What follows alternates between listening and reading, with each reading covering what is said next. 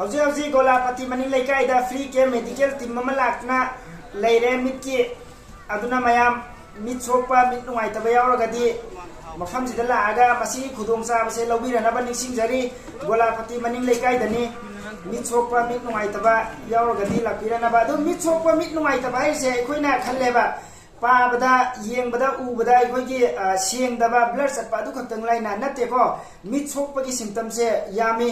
Coke लुम्बा Coke नुंगाइतबा अदगी इचोक चोकथबा इसासे हाइनिंग सिंगिंगदबा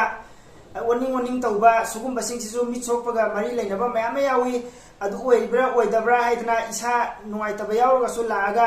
येंगबिरनबा अदुम मफमसिदा मदुगी खुदोंचाबदु लौबिरनबा निसिंगजरी फमफमसु नुंगाइ याम सारुबसु नते मफमसि अदगी इसिंगसु पुक्चेल चावबसिंगना free दि येंबिरी अदुना लागा येंबिरनबा याम लापुबसु नते अदो अखोइना येंबददी सेंगना उबा अदु कईम तौदबा मानबा अदु मिट्टी तसेंगनमकी मिट्टी सोकपा अदुना मरम ओइरगा इसादी इनुंगाइतबा सुगुम्बसु कयामा यावेबा इसादी सुखन खंथरुदबा मिट सोकपगिनेना अदे कोक लुम्बा कोक चिकपा इसासी इनुंगाइतबा अदुगुम्बसु कयामा यावबनी अदुना लागा ओइरिब्रा ओइदब्रा हाइदना अमुक्तंग येंबिरनबा मयामदा निसिंगजरी।